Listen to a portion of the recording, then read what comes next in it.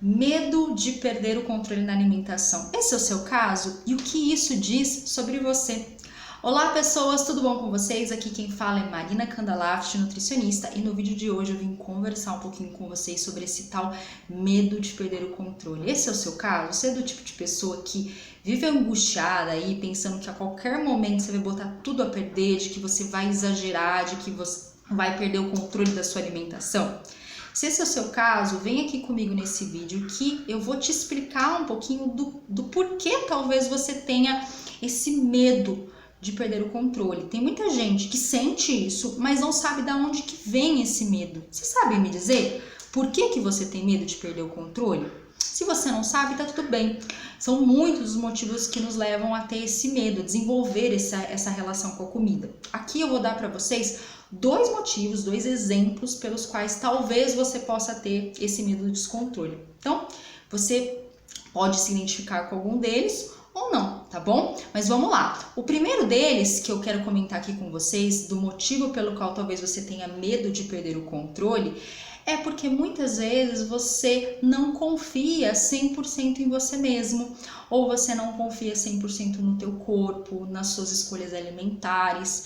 Muitas vezes achando que as escolhas que você toma, elas não são boas o suficiente, de que elas poderiam ser melhores, do que você faz tá errado, de que poderia ter sido feito de uma maneira diferente. Então, costuma ser uma pessoa que é muito crítica ou muito rígida consigo mesma com as suas escolhas alimentares. Então, ela fica o tempo todo com medo em que ela vai tomar uma decisão que não é satisfatória para ela, mas não é porque ela não toma decisões boas, mas é porque ela tem um crítico muito grande dentro dela, de que por mais que ela tome boas escolhas, não tá bom o suficiente, ela poderia ter feito melhor, certo? Não sei se esse é o seu caso, mas vale a pena refletir aí. Vou dar no finalzinho um pouquinho do como que a gente pode mudar essa relação, tá certo? O segundo motivo pelo qual a gente pode ter esse medo aí de perder o controle é porque muitas vezes a gente acredita que se a gente se permitir comer determinados alimentos, se a gente se permitir comer, né, a gente vai exagerar. Então, se eu me permitir comer, por exemplo, um doce, que de repente é um alimento que eu acho que eu vou me descontrolar, eu acho que se eu me permitir, eu vou acabar comendo tudo de uma vez, que eu vou comer muito, que eu vou exagerar.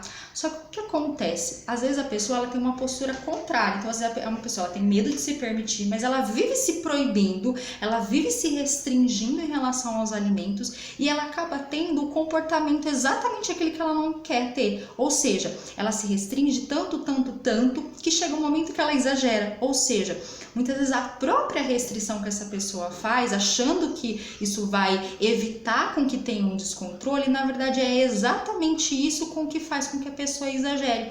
A gente tem estudos que mostram isso pra gente. As pessoas veem isso, que a restrição gera compulsão ou pode gerar compulsão, né? Então, quanto mais você se restringe, muitas vezes isso pode ser um fator que aumenta a chance de você exagerar lá no futuro, de você ter esse descontrole. Então, qual seria de repente aí, gente, algumas soluções para a gente ter um relacionamento melhor com os alimentos e diminuir, né, esse medo de perder o controle? O primeiro, gente, a gente precisa desenvolver essa autoconfiança. Como é que eu desenvolvo a minha autoconfiança? É todo um processo, não é uma coisa que a gente faz assim, estralando o dedo.